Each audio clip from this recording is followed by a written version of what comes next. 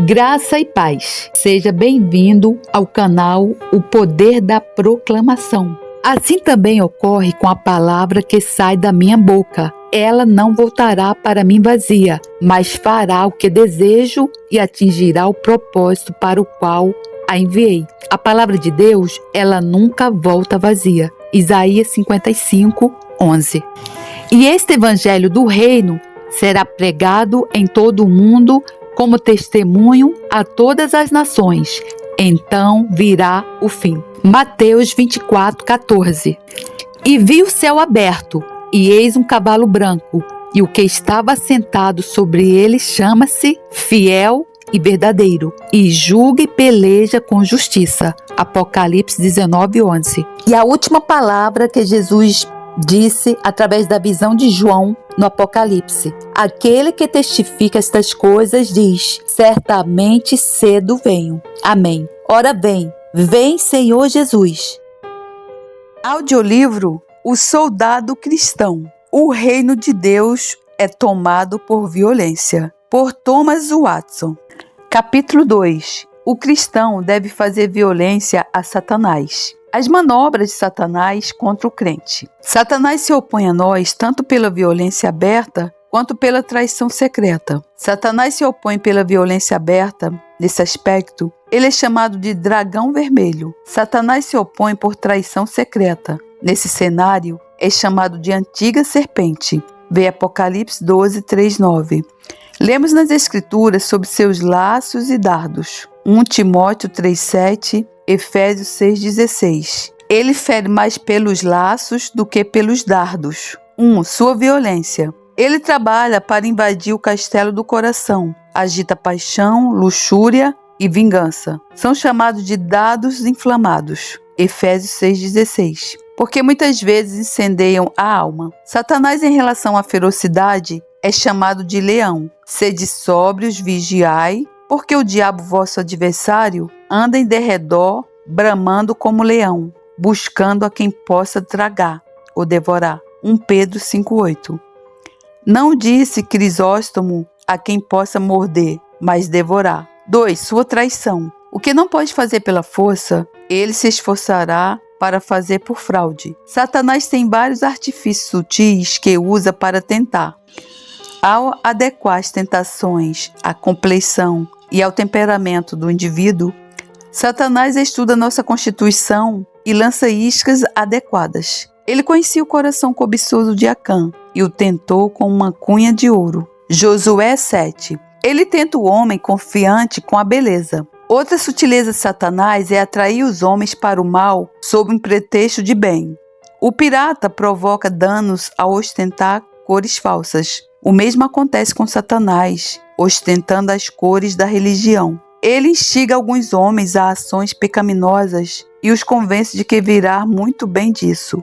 Diz-lhes, em alguns casos, que podem dispensar a regra da palavra e estender a consciência além dessa linha, para que tenham a capacidade de realizar mais serviço, como se Deus precisasse de nosso pecado para elevar sua glória. Satanás tenta para o pecado de forma gradual. À medida que o agricultor escava ao redor da raiz de uma árvore e aos poucos a solta, ela por fim cai. Satanás se infiltra no coração devagar. Ele é inicialmente mais discreto. Ele não disse a Eva de imediato, coma a maçã. Não, ele vai trabalhar de forma mais sutil. Logo lança uma pergunta. Deus disse? Eva, é claro que você está enganada. O Deus generoso nunca teve a intenção de privar alguém de uma das melhores árvores do jardim. Deus disse mesmo isso? Certamente, ou Deus não disse isso, ou se o fez, ele nunca pretendeu isso de verdade. Assim, aos poucos, ele a manipulou para desconfiar de Deus.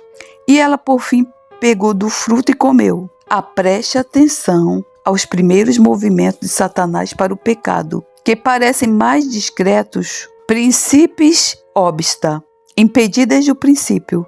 Ele é primeiro uma raposa e depois um leão. Satanás tenta para o mal, ilícitos em coisas lícitas. Era lícito que Noé comesse o fruto da videira, mas ele a usou demais e assim pecou. Excesso transforma o que é bom em mal. Comer e beber podem se transformar em intemperança. A diligência no chamamento, quando excessiva, torna-se cobiça. Satanás atrai os homens a um amor imoderado pela criatura e depois os faz pecar naquilo que amam, como Agripina envenenou Cláudio, seu marido, com a comida que ele mais amava. Satanás usa os homens fazendo-os praticar o bem com fins malignos. Se ele não puder feri-los por ações escandalosas, ele o fará por ações virtuosas. Assim tenta alguns a adotar a religião por segundas intenções, como doar para a caridade em troca de aplausos, a fim de que outros vejam suas boas obras e os canonizem. Essa hipocrisia fermenta os deveres da religião e os faz perder a recompensa.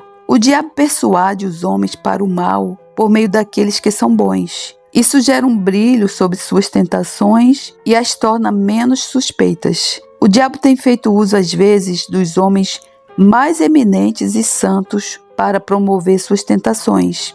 Ele tentou Cristo por meio de um apóstolo. Pedro tenta dissuadi-lo do sofrimento. Mateus 16, 21, 23. Abraão, um bom homem, pede à esposa que minta. Dize, peço-te, que és minha irmã. Gênesis 12, 13.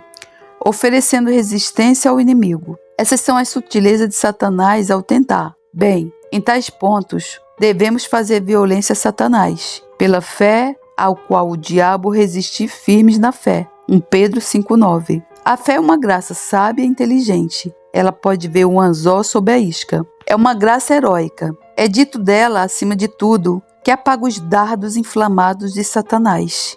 A fé resiste ao diabo, tomando sobretudo o escudo da fé, com o qual podereis apagar todos os dardos inflamados do maligno. Efésios 6,16. A fé guarda o castelo do coração para que não ceda. Não é sermos tentados o que nos torna culpados, mas darmos consentimento. A fé apresenta sua objeção contra Satanás. A fé tanto não cede, quanto repele a tentação. A fé mantém a promessa em uma mão e Cristo na outra. A promessa encoraja a fé e Cristo a fortalece. Assim ela ataca o inimigo no campo de batalha. Devemos oferecer violência a Satanás pela oração. Nós o vencemos quando estamos de joelhos. Assim como Sansão pediu ajuda ao céu, conforme Juízes 16, 28, assim o cristão, por meio da oração, deve buscar forças auxiliares do céu. Em todas as tentações, vá a Deus pela oração. Senhor, ensina-me a usar cada peça da armadura espiritual, como segurar o escudo, usar o capacete, utilizar a espada do Espírito. Senhor, fortalece-me na batalha. Deixe-me preferir morrer como vencedor a ser feito prisioneiro e conduzido por Satanás em triunfo. Assim devemos fazer violência a Satanás. Um leão está lá fora. Provérbios 22, 13. Porém, devemos resolver isso lutando. E que isso nos encoraje a oferecer violência a Satanás. Nosso inimigo já está, em parte, derrotado. Na cruz, Cristo, que é o príncipe da nossa salvação, Hebreus 2,10, desferiu em Satanás uma ferida de morte. A serpente é mais rapidamente morta quando atingida na cabeça. Cristo feriu a cabeça da velha serpente. Satanás é um inimigo acorrentado e conquistado, portanto não tema. Resisti ao diabo e ele fugirá de vós. Tiago 4,7. Ele não sabe marchar, mas fugir. O Deus de paz esmagará em breve Satanás debaixo dos vossos pés. Romanos 16, 20. Capítulo 3. O cristão deve fazer violência ao mundo. O mundo mostra sua maçã de ouro. Faz parte de nossos votos, no batismo, lutarmos sob a bandeira de Cristo contra o mundo. Cuidado para não se afogar nos deleites sedutores do mundo. Só um cérebro forte pode suportar vinho inebriante. É preciso ter grande dose de sabedoria e de graça para saber como manter uma grande propriedade. As riquezas, muitas vezes, enviam fumos inebriantes que deixam a cabeça dos homens tonta de orgulho, engordando-se. Jesurum deu coices. Deuteronômio 32:15. É difícil subir a colina de Deus com muitos pesos de ouro. Os que desejam as honras do mundo recebem suas tentações. O mundo é blandos do Emon, um inimigo lisonjeiro. É dada a alguns como Mical a Davi, por laço, conforme 1 Samuel 18, 20 e 21. O mundo mostra seus dois seios, o de prazer e o de lucro, e muitos adormecem com o seio na boca. Ele nunca nos beija, exceto com a intenção de trair-nos. O mundo é uma corda de seda para a forca. Ele não é amigo da graça, sufoca nosso amor pelas coisas celestiais. A terra apaga o fogo. Nós amamos o mundo por natureza. Se no ouro pus a minha esperança, Jó 31, 24. A Septuaginta traduz: se eu me casei com meu ouro, muitos estão apegados ao dinheiro. Eles vivem juntos como marido e mulher. Cuidemo-nos para não sermos enredados nessa prazerosa armadilha. Muitos que têm escapado da rocha de pecados escandalosos ainda afundam nas duradouras areias movediças do mundo. O pecado não está em usar o mundo, mas em amá-lo. Não ameis o mundo, nem o que no mundo há. Se alguém ama o mundo, o amor do Pai não está nele. 1 João 2,15. Se somos cristãos, devemos fazer violência ao mundo. Os crentes são chamados para fora do mundo. Não são do mundo, como eu do mundo não sou. João 17,16. Eles estão no mundo, mas não são do mundo. Como dizemos de um homem moribundo, ele não é um homem para este mundo. Um verdadeiro santo está crucificado em suas afeições pelo mundo. Gálatas 6,14. Ele está morto para suas honras e seus prazeres. Que satisfação tem um morto em quadros ou música? Jesus Cristo se deu a si mesmo para nos livrar do presente século mau. Se quisermos ser salvos, devemos fazer violência ao mundo. Peixes vivos nadam contra a correnteza. Devemos nadar contra o mundo. Senão seremos levados de rio abaixo e cairemos no mar morto. Para que façamos violência ao mundo, lembremos que o mundo é enganoso. Nosso Salvador o chama de a sedução ou falsidade das riquezas. Mateus 13, 22. O mundo promete felicidade, mas dá menos que isso. Ele nos promete Raquel, mas nos dá Lia, de olhos turvos. O mundo promete satisfazer nossos desejos, mas apenas os aumenta. Ele oferece pílulas envenenadas, mas as envolve em açúcar. O mundo está corrompido. A religião pura e imaculada para com Deus, o Pai, é esta: guardar-se da corrupção do mundo. Tiago 1,27. É como se o apóstolo quisesse notificar que o mundo só é bom em corromper, poluir. Primeiro ele polui a consciência dos homens, depois o nome deles. É chamado de torpe ganância. Tito 1,7. Porque torna os homens torpes e imundos. Eles se condenarão para conquistar o mundo. Acabe teria a vinha de Nabote de qualquer jeito, mesmo que a inundasse de sangue. O mundo está perecendo. O mundo passa, e a sua concupiscência também. 1 João 2,17. O mundo é como uma flor que murcha enquanto nós a cheiramos. Capítulo 4. O cristão deve fazer violência ao céu. Emprego do conceito de violência ao céu na Bíblia. E se faz violência ao reino dos céus. Mateus 11,12. Embora o céu nos seja dado livremente, devemos nos esforçar por ele. Canaã foi dada a Israel de graça, mas os israelitas tiveram de lutar com os cananeus. Não é um desejo preguiçoso ou uma oração sonolenta que nos levará ao céu. Devemos fazer violência. Portanto, nas Escrituras, o zelo pelo céu é demonstrado por essas alegorias e metáforas que implicam violência. Às vezes, por esforço, diz-lhe um: Senhor, são poucos os que se salvam? E ele lhe respondeu: porfiai. O grego significa esforçai-vos como em agonia, por entrar pela porta estreita, porque eu vos digo que muitos procurarão entrar e não poderão. Lucas 13, 23, 24. Luta, que é um exercício violento. Efésios 6, 12.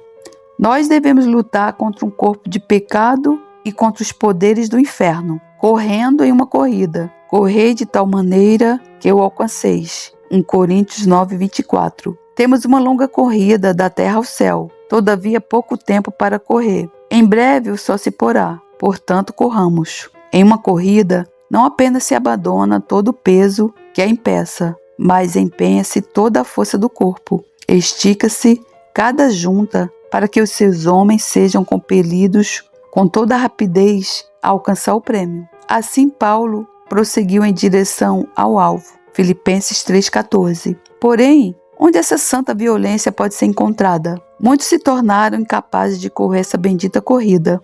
Estão embriagados com os prazeres do mundo. Um bêbado é incapaz de correr uma corrida. Outros negligenciam correr essa corrida por toda a vida. E quando a doença e a morte se aproximam, eles querem começar. Um homem doente mal é capaz de caminhar, muito menos de correr uma corrida. Reconheço que o verdadeiro arrependimento nunca é tardio demais. Contudo, quando o homem mal pode mover a mão ou levantar os olhos, é um momento muito impróprio para começar a corrida da terra para o céu. Tal seriedade pelo céu é comparada à luta, o que implica violência. Milita a boa milícia da fé. 1 Timóteo 6,12. Não é suficiente sermos trabalhadores, devemos ser guerreiros. De fato, no céu, nossa armadura será dependurada como sinal de vitória. Mas agora é um dia de batalha e devemos militar a boa milícia da fé. Como Aníbal obteve força, um caminho para seu exército pelos Alpes e pelas rochas escarpadas, assim devemos obter por força o caminho para o céu. Não devemos apenas orar, mas orar fervorosamente, conforme Colossenses 4,12. Isso é fazer violência ao céu. As razões pelas quais se deve fazer violência ao céu são: 1. O mandamento indispensável de Deus. Ele promulgou uma lei. Quem come do fruto do paraíso vai comê-lo com o suor do rosto. Procurai fazer cada vez mais firme a vossa vocação e eleição. 2 Pedro 1,10. 2. O decreto de Deus. O Senhor, em seu decreto eterno, uniu o fim e os meios, lutar e entrar, a corrida e a coroa. E um homem não pode pensar em ir para o céu sem fazer violência, assim como não pode conceber chegar ao fim da jornada sem nunca dar um passo no caminho. Quem espera a colheita sem arar e semear? Como podemos esperar a colheita da glória sem labor? Embora nossa salvação, com respeito a Cristo, seja uma compra no que diz respeito a nós, é uma conquista. Devemos fazer violência ao céu em relação à dificuldade da tarefa, tomar um reino. Em primeiro lugar, devemos ser tirados de outro reino, o reino das trevas. Atos 26:18. Sair do estado da natureza é difícil, e quando acontece e somos cortados da oliveira selvagem e implantados em Cristo, Romanos 8:17, ainda há um novo trabalho a fazer, novos pecados a mortificar, novas tentações às quais resistir, novas graças a avivar. Um cristão não deve apenas obter fé, mas seguir de fé em fé, o que não será feito sem violência. Devemos fazer violência ao céu em relação aos assaltos violentos feitos contra nós. Nosso próprio coração se opõe a nós. É um estranho paradoxo. O homem que naturalmente deseja a felicidade opõe-se a ela. Deseja ser salvo, mas ainda odeia a santa violência que os salvaria. Todos os poderes do inferno se opõem a nós. Satanás está à nossa direita, como fez com Josué. Zacarias 3:1. Não deveríamos ser zelosos ao máximo para salvar nossa alma, como o dragão o é para devorá-la? Sem afeições violentas, nunca resistiremos a tentações violentas. 5. Devemos ser violentos, porque é um assunto da maior importância. Um homem não bate a cabeça por ninharias, a não ser por assuntos em que sua vida e seu patrimônio estejam envolvidos. A violência deve ser feita se considerarmos o que devemos salvar, a alma preciosa, o quanto de esforço é feito quanto à alimentação e ao enriquecimento do corpo. A parte animalesca? Que violência! Então devemos usar para a salvação da alma? O corpo é apenas um anel de barro. A alma é o diamante. A alma é o espelho onde a imagem de Deus é vista. Há nela algumas sombras e tênues representações de uma deidade. Se Cristo considerou que a alma valia o derramamento de seu sangue, que a consideremos merecedora de que gastemos nosso suor. Considere o que ganharemos: um reino. Quanta diligência é empregada por coroas e impérios terrenos. Os homens irão até o sangue para chegar à coroa. O céu é um reino que deve nos fazer lutar por ele, não só por meio do suor, mas por meio do sangue, mesmo até o sangue. As esperanças de um reino, diz São Basílio, devem conduzir um cristão alegremente por todos os trabalhos e sofrimentos. Conquistar o céu não é tão simples quanto parece. Deve-se fazer violência em relação à aptidão e à propensão que há mesmo nos melhores de aumentar a negligência na piedade. Quando forem vivificados em um dever, eles estarão propensos a desanimar novamente. Quando aquecidos pelo fogo de uma ordenança, estarão propensos a congelar outra vez. Portanto, ainda precisam fazer violência. O coração, tal qual o relógio, é propenso a parar. Portanto, deve-se sempre dar corda nele por meio da oração e da meditação. O fogo da devoção logo se apagará se não for estimulado. A própria experiência de um cristão com a inconstância em fazer o bem é razão suficiente para a santa violência. A necessidade de fazermos violência nos mostra que não é tão fácil chegar ao céu como os homens imaginam. Há tantos preceitos aos quais obedecer, tantas promessas para crer, tantas pedras a evitar, que ser salvo é um assunto difícil. Alguns pensam que é um caminho agradável e fácil para o céu, um desejo ocioso, uma lágrima no leito de morte, mas o texto nos fala de fazer violência. Aliás, há um grande trabalho a ser realizado. A tendência do coração deve ser mudada. O homem, por natureza, não só carece de graça, como a odeia. Ele tem um espírito envenenado contra a bondade e está zangado com a graça que converte. E é fácil teu coração metamorfoseado? O orgulhoso coração se tornar humilde? O coração mundano se tornar celestial? Pode ser feito sem uso de violência? Na subida da colina para o céu, tudo vai nos fazer suar antes de chegarmos ao topo da colina. Entrai pela porta estreita, porque larga é a porta e espaçoso o caminho que conduz à perdição. E muitos são os que entram por ela. E porque estreita é a porta e apertado o caminho que leva à vida, e poucos há que a encontram. Mateus 7, 13 e 14. De fato, o inferno será tomado sem violência. As portas do inferno, como aquela porta de ferro, Atos 12, 10, abre-se por vontade própria. Entretanto, se vamos ao céu, devemos obter por força nosso caminho, sitiá-lo com suspiros e lágrimas e obter a escada de assalto da fé para atacá-lo. Não devemos apenas trabalhar, mas lutar como aqueles judeus que construíram o muro de Jerusalém, os que traziam as cargas e os que carregavam, cada um com uma das mãos, fazia a obra e na outra tinha as armas. E os edificadores, cada um trazia a sua espada cingida aos lombos e edificavam. Neemias 4, 17 e 18. Ao cristão é ordenado um serviço difícil. Precisa irromper através de todo o exército de suas concupiscências, cada uma das quais é mais forte do que Golias. Um cristão não tem tempo para cochilar. Ele deve estar orando ou vigiando, ou no monte ou no vale, no monte da fé ou no vale da humildade. As coisas mundanas não são obtidas sem trabalho. Quanta labuta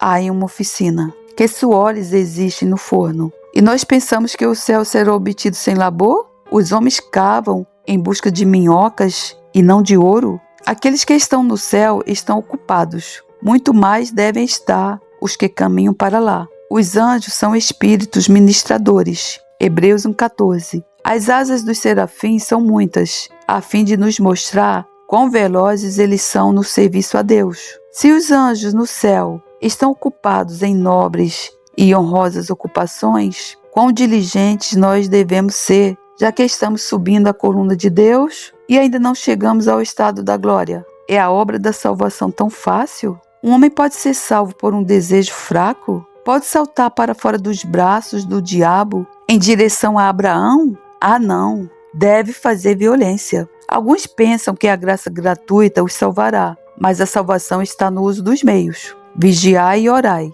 Marcos 14, 38. Outros dizem que as promessas os levarão ao céu. Porém, as promessas da palavra não devem ser separadas dos preceitos. A promessa nos fala de uma coroa. Contudo, o preceito diz: correi de tal maneira que o alcanceis, o prêmio. 1 Coríntios 9, 24. As promessas são feitas para encorajar a fé, não para nutrir a preguiça. Outros dizem: Cristo morreu pelos pecadores, e com isso deixam-nos fazer tudo por eles, enquanto nada fazem. Desse modo, o texto estaria desatualizado, e todas as exortações ao esforço e a combater o bom combate da fé seriam em vão. Nossa salvação custou o sangue de nosso Senhor Jesus Cristo. Ela nos custará suor. O barco pode chegar à costa sem que alguém reme do mesmo modo que podemos chegar ao céu sem fazer violência. Isso nos mostra o grande erro dos ignorantes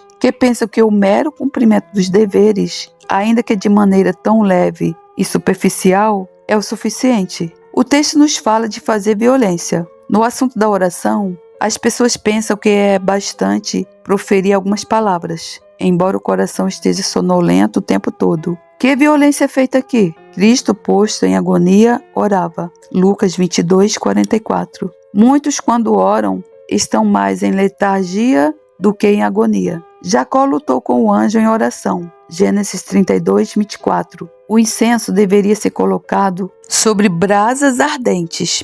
Levítico 16, 12. O incenso era um tipo de oração, e incenso sobre brasas ardentes era um tipo de fervor na oração. Poucos sabem o que o espírito de oração significa, ou o que é ter as afeições transbordantes. Quando estão envolvidos com o mundo, são todos fogo. Quando em oração, são puro gelo. No ouvir a palavra, muitas pessoas acham que é suficiente trazer o corpo para a reunião, mas nunca olham para o coração. Elas se satisfazem por terem ido à igreja, embora não tenham estado com Deus enquanto lá estiveram. Outras vão a um sermão como vão ao mercado, para ouvir as últimas notícias. Conceitos novos agradam sua fantasia, mas não prestam atenção à palavra como uma questão de vida ou morte. Não vão para se encontrarem com Cristo em uma ordenança. Recebe o sopro de seu espírito e as infusões de seu amor. Infelizmente, quase nenhuma violência ao céu pode ser vista na adoração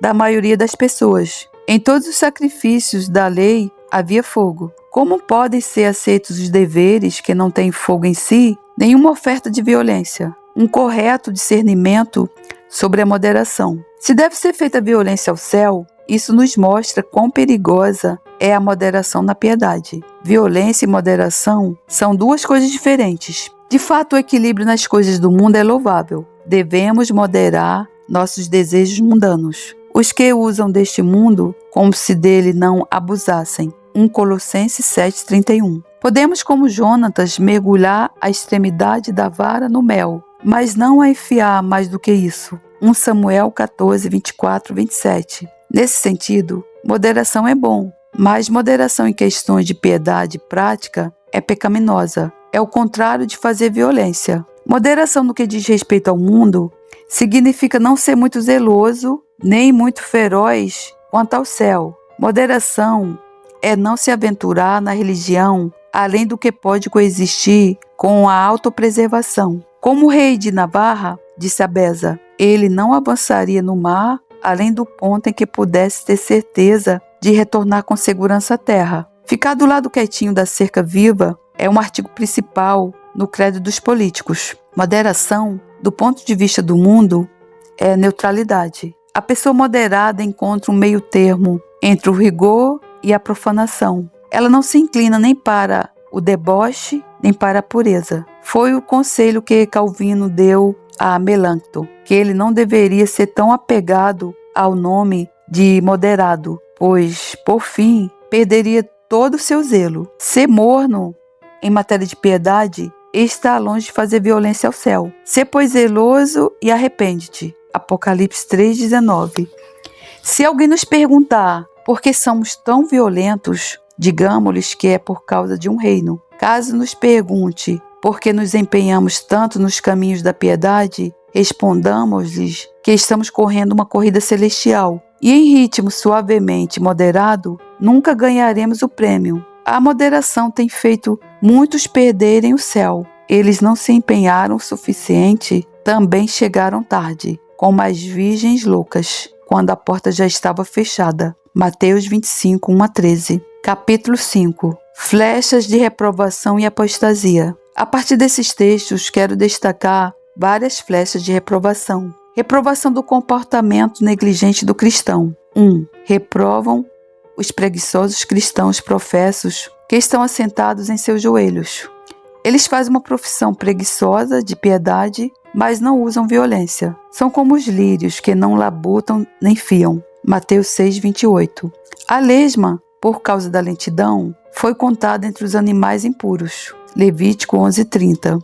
Santo Agostinho chama a ociosidade de o enterro de um homem vivo. Há alguns fracos desejos. Oh, se eu tivesse o céu! Mas um homem pode desejar carne de veado e não tê-la, se não caçar. A alma do preguiçoso deseja e coisa alguma alcança. mas a alma dos diligentes se farta. Provérbios 13:4. Nec mola, nec farina, sem mó, sem comida. Os homens ficariam contentes em ter o reino dos céus, mas são contrários a lutar por ele. Preferem seguir em uma cama de penas para o inferno a serem levados para o céu em um carro de fogo. 2 Reis 2:11. De zelo e violência. Quantos dormem e jogam tempo fora, como se fossem feitos como Leviatã, para se divertir no mar. Salmo 104:26. É um ditado de Sêneca. Nenhum homem se torna sábio por acaso. Claro está que nenhum homem é salvo por acaso, mas deve saber como isso lhe sucede, ou seja, por fazer violência. Os que se acostumaram a uma disposição ociosa e preguiçosa vão considerar difícil livrar-se dela. Já despi a minha roupa, como as tornarei a vestir? Já lavei os meus pés, como os tornarei a sujar? Cantares 5:3. A esposa havia deitado na cama da preguiça, e embora Cristo batesse a porta, ela relutava em se levantar e deixá-lo entrar. Aos que fingem ser crentes, mas estão ociosos na vinha, eles engabelam usar a fé para ver, mas não vão para trabalhar. Essa fé é ilusão. Os cristãos tinham um espírito de atividade neles. Levanta-te, pois, e faze a obra, e o Senhor seja contigo. 1 Crônicas 22:16. Às vezes, podemos aprender com o nosso inimigo. O diabo nunca está ocioso, ele anda. 1 Pedro 5:8. O mundo é sua diocese, e ele faz todos os dias a visitação. Satanás está ativo? Está o inimigo em marcha, vindo contra nós? E estamos dormindo no período em que devemos vigiar? Assim como o próprio Satanás não está ocioso, ele não suportará que nenhum de seus servos esteja desocupado. Quando o diabo entrou em Judas, quão ativo foi Judas? Ele foi ao sumo sacerdote, dali ao bando de soldados, e com eles de volta ao jardim. E de lá não saiu, enquanto não tivesse traído a Cristo. Satanás não tolerará um servo ocioso.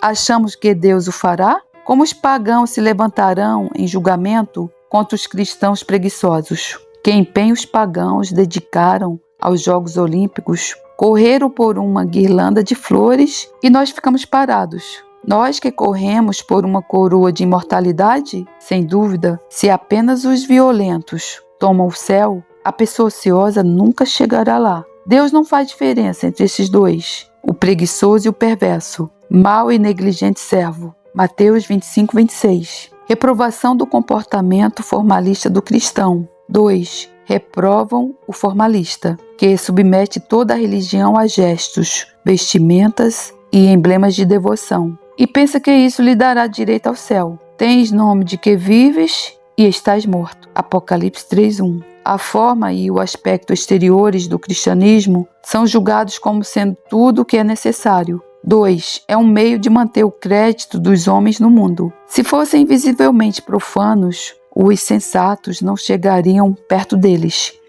Seriam vistos como nada além de pagãos batizados. Sendo assim, precisam fazer demonstração de devoção fora do âmbito da diplomacia, a fim de ganhar alguma reputação e estima entre os outros. O formalismo serve para tapar a boca da consciência. Se não tiverem algum tipo de devoção exterior, a consciência lhes saltará no rosto, e eles serão um terror para si mesmos. Por isso, acham conveniente ter um modelo de piedade. Mas céus, o que é tudo isso? O texto fala em fazer violência ao céu. Que violência existe em uma formalidade? Não está havendo esforço de coração. Uma forma, mas sem poder. 2 Timóteo 3:5.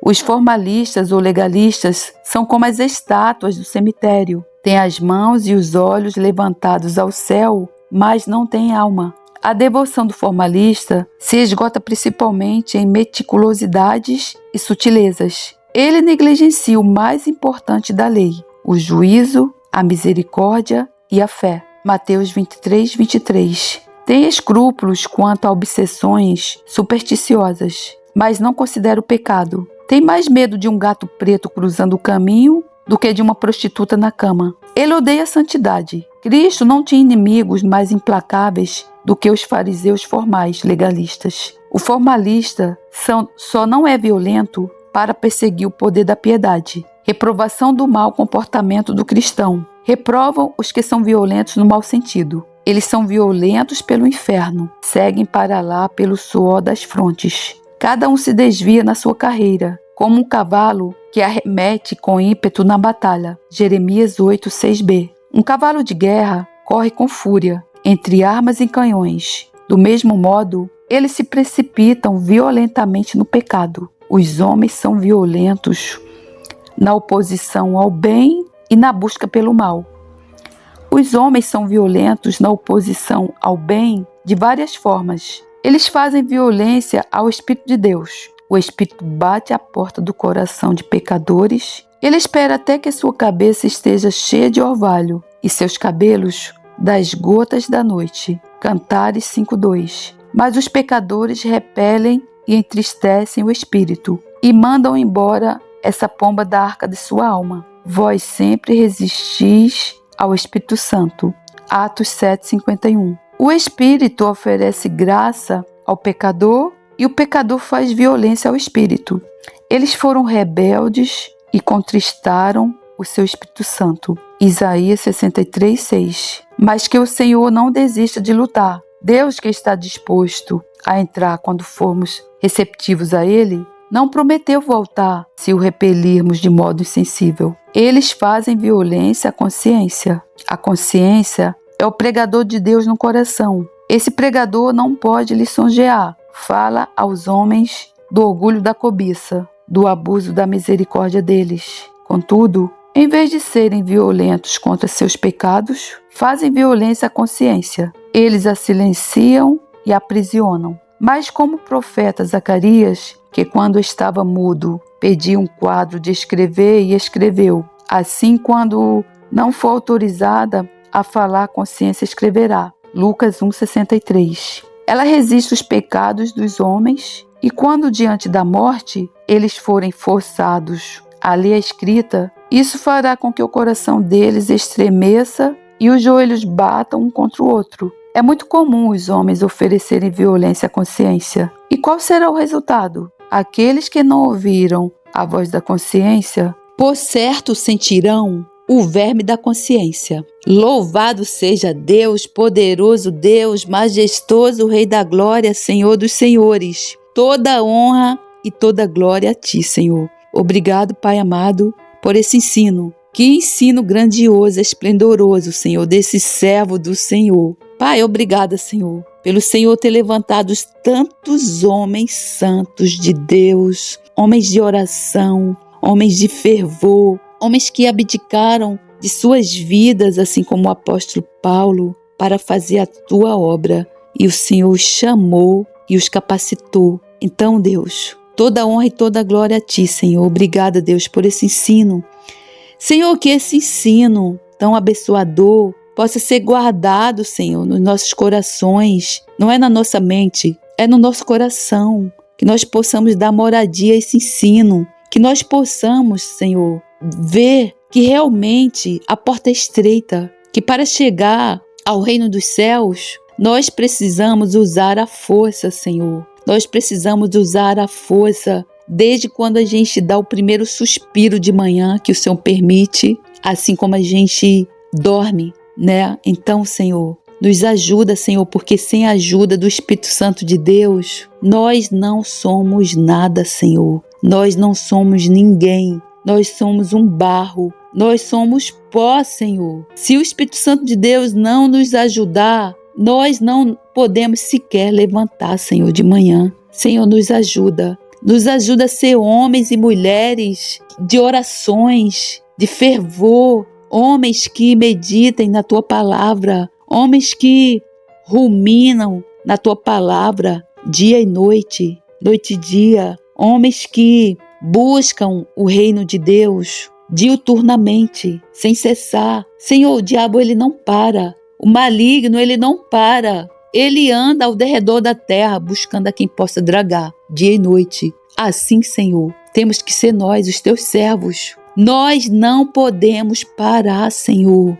E essa força, Senhor, não vem de nós. Essa força só vem do Teu Espírito Santo, Senhor. Portanto, nos ajuda, Senhor, para a honra e glória do teu santo nome, para que o teu reino avance e a glória seja dada somente a ti, pelos séculos dos séculos. Amém.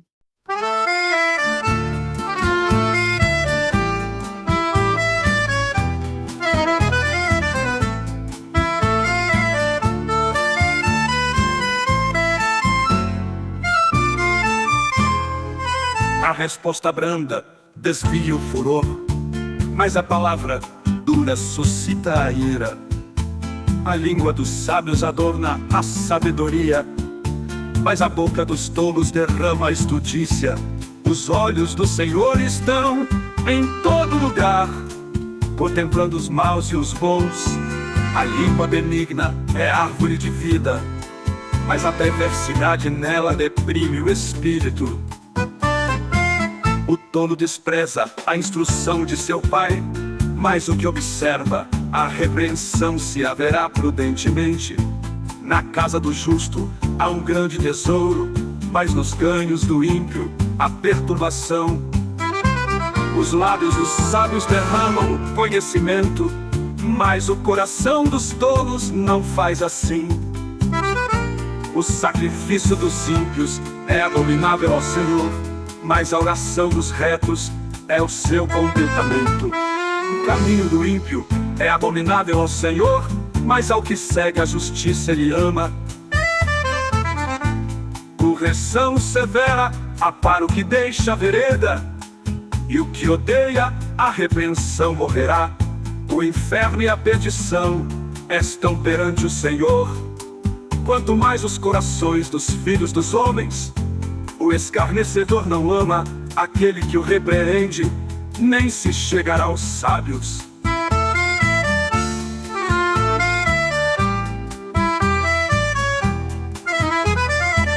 O coração alegre aformoseia o rosto, mas pela dor do coração o espírito se abate. O coração entendido buscará o conhecimento, mas a boca dos tolos se apacentará de estultícia. Todos os dias do oprimido são maus, mas o coração alegre é um banquete contínuo. Melhor é o pouco com temor do Senhor do que um grande tesouro onde há inquietação. Melhor é a comida de hortaliça onde há amor do que o boi cevado e com ele o ódio. O homem iracundo suscita contendas, mas o longânimo apaciguará a luta. O caminho do preguiçoso é cercado de espinhos, mas a vereda dos retos é bem aplanada. O filho sábio alegra seu pai, mas o homem insensato despreza a sua mãe. A estultícia é alegria para o que carece de entendimento, mas o homem entendido anda retamente. Quando não há conselhos, os planos se dispersam, mas havendo muitos conselheiros, eles se firmam. O homem se alegra em responder bem, e quão boa é a palavra dita a seu tempo. Para o entendido o caminho da vida leva para cima, para que se desvie do inferno embaixo. O Senhor desarraiga a casa dos soberbos, mas estabelece o termo da viúva. Abomináveis são para o Senhor os pensamentos do mal, mas as palavras dos puros são aprazíveis. O que agir com avareza perturba a sua casa, mas o que odeia presentes viverá.